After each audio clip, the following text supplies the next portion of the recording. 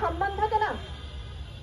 আপনাদের কাছে এইটাই প্রশ্ন আমাদের কি অপরাধ ছিল? আমাদের তো কোনো অপরাধ ছিল না। আপনারা যদি সম্মান করতে না চান আর সম্মান করতে না জানেন, তাহলে আমরা কাদের কাছে যাব?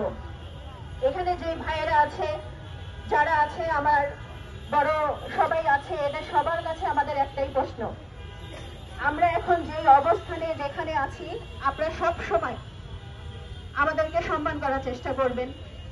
আর আমরা ইনসিকিউর ফিল করে রাস্তায় বের হলে সব জায়গাতেই আজকাল যে পরিমাণে ধর্ষণের পরিহার বেড়ে গেছে, এইটা কি আপনারা জানেন যে কি অবস্থা? আমরা কি ছিনতাইয়ের জন্য ছিনতাই বাড়ছে, সবকিছু বাড়ছে কেন?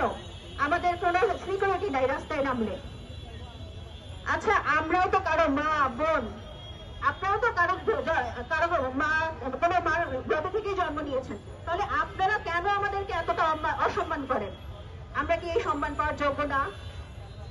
আমাদের ছোট ছোট বাচ্চা আছে, আমাদের স্বামী যাওয়ার পরে এই ছোট ছোট বাচ্চাদের আমরা যে কিভাবে মানুষ করতেছি সেটা শুধু আমরা জানি।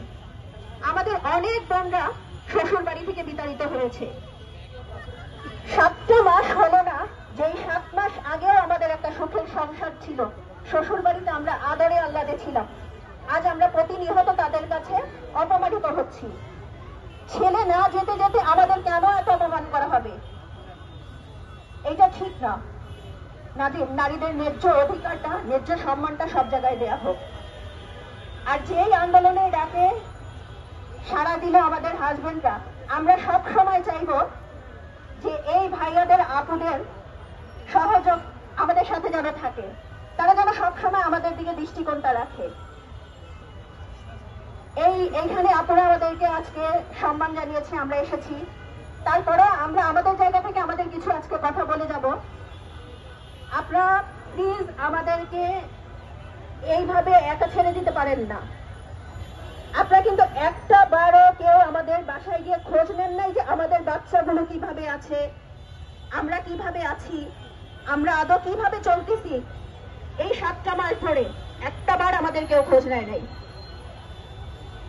ঠিক আছে? তো আপনারা আপনাদের সবার জায়গা থেকে, আপনাদের নিজ নিজ জায়গা থেকে কাজগুলো সুন্দরভাবে করবেন, আমাদের পাশে সহযোগিতার হাত বাড়িয়ে দিবেন। অবশ্যই সুন্দর দেশ গড়ার জন্য আমরাও আপনাদের সাথে আছি। যেভাবে সুন্দর দেশ গড়ার জন্য আমাদের হাজবেন্ডরা জীবন দিয়ে গেছেন, সুন্দর একটা দেশ আমরা সবাই চাই, সুন্দর একটা রাষ্ট্র আমরা সবাই চাই। সেখানে যদি আমরা নিজেরাই সম্মান না পাই, শহীদ পরিবার হেনস্থা হয় প্রতিনিয়ত, তাহলে আপনাদের পাশে আমরা কি করে থাকবো? কি করে আশা করেন যে আমরা আপনাদের সাথে সবসময় থাকবো? আগে নিজে সম্মান পাবো, তারপরে আমরা সবাইকে সম্মান দেওয়ার চেষ্টা করব।